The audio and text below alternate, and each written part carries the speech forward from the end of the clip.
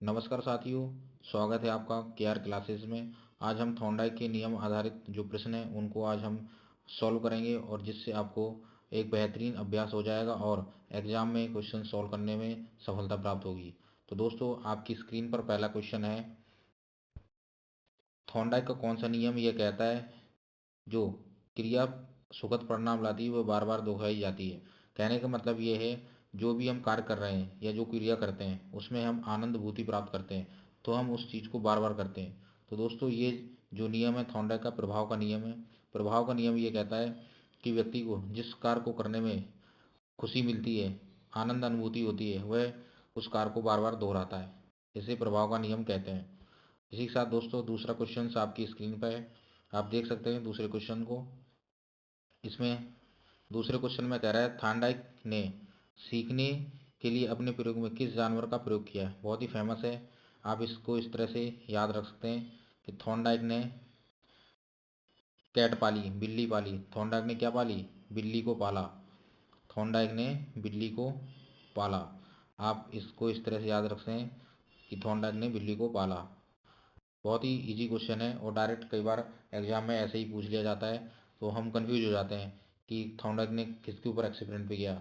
तो थॉर्नडाइक ने, सबसे पहले मैं आपको बता दूं, बिल्ली के ऊपर एक्सपेरिमेंट किया। नेक्स्ट क्वेश्चन आपकी स्क्रीन पे है दोस्तों। कह रहा है, थॉर्नडाइक के अनुसार सीखने की प्रक्रिया में क्या स्थापित हो जाता है। सीखने की प्रक्रिया में क्या स्थापित हो जाता है, तो इसमें बताइए। इसमें जो सही ऑप्शन है दोस्तों, RS बॉन्ड है। क्योंकि वो कहता है उद्दीपन होगा तभी उसका रेस्पॉन्स होगा। RS बॉन्ड का मतलब ये स्टिमुलेशन एंड रेस्पॉन्स के बीच संबंध होता है। जैसे बिल्ली के ऊपर उसने एक्सपेरिमेंट किया थॉर्नडाइक ने, यदि बिल्ली भूखी ही नहीं होगी, स्टिमुलेट ही नहीं होगी, प्रेरित ही नहीं होगी, तो वो बाहर रखी हुई मछली को खाएगी क्या? यदि उस बिल्ली का पेट भरा रहेगा तो बाहर रखी हुई, पिंजरे के बाहर रखी जो मछली उसको नहीं खाएगी। तो उसके बीच, स्टिमुलेशन और रेस्पॉन्स के बीच एक गहन संबंध है।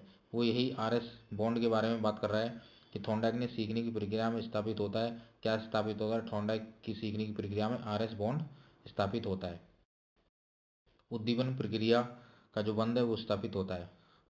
दोस्तों, नेक्स्ट क्वेश्चन आपकी स्क्रीन पर है, तत्परता का नियम का अर्थ क्या है।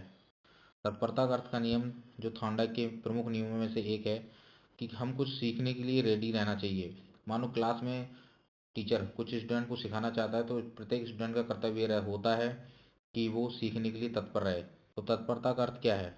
सीखने के लिए तैयार रहना। सही ऑप्शन है दोस्तों सी। सी, सीखने के लिए तैयार रहना सही ऑप्शन है। नीचे भी उसका आंसर दे रखा है हमने आपकी सुविधा के लिए।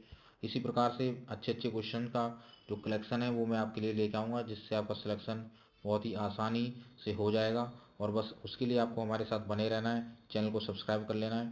दोस्तों, नेक्स्ट क्वेश्चन आपकी स्क्रीन पर है, जो कि आपका पांचवा क्वेश्चन है। कह रहा है, थॉर्नडाइक के प्रमुख नियम हैं। थॉर्नडाइक के कितने प्रमुख नियम हैं, आप बताइए। मैंने आपको ये डिस्कशन कर चुका हूँ जब आपको थॉर्नडाइक का नियम अच्छे से समझाया था। मैंने बताया था TAP, टैप, तत्परता का नियम, अभ्यास का नियम, प्रभाव का नियम। तो टोटल 3 हमारे पास इसके प्रमुख नियम है और 6 इसके गौण या सहायक नियम है। तो आंसर ए इसका बिल्कुल सही है, 3। देखिए कितना इजी क्वेश्चन बना गया आपको। आपने यदि वो लेक्चर मेरा देखा होगा जिसमें मैंने अच्छे से समझाया था, उसमें अच्छे से आपको बताया हुआ है कि कितने प्रमुख नियम हैं। नेक्स्ट क्वेश्चन आपकी स्क्रीन पर है, अभ्यास का नियम का अर्थ क्या है। अभ्यास से आप समझते हैं कि कोई चीज़ को बार बार दोहराना। ठीक है, अभ्यास का अर्थ है अधिक अभ्यास से सीखना मजबूत होता है।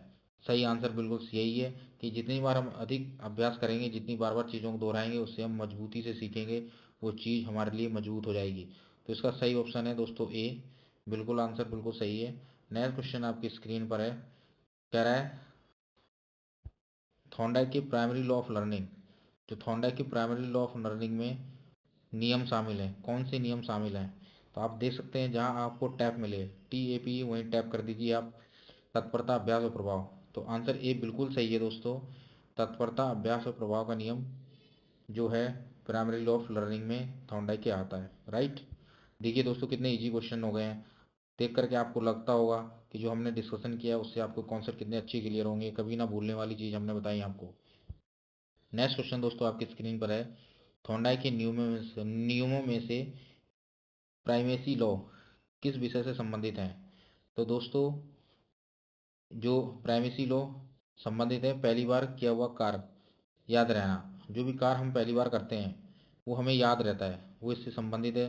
जैसे पहली बार हम फाइटर प्लेन में बैठते हैं या हवाई जहाज़ में कहीं यात्रा करते हैं तो उससे वो हमें याद रहता है, या पहली बार हम साइकिल चलाते हैं, जो भी व्यक्ति पहली बार एयरफोर्स में शामिल होता है, हवाई जहाज़ फाइटर प्लेन चलाता है, उसको वो याद रहता है कि मैंने जीवन में पहली बार हवाई जहाज़ चलाया। या हम लोग कभी ट्रैवल करते हैं एरोप्लेन में तो वो भी हमें याद रहता है।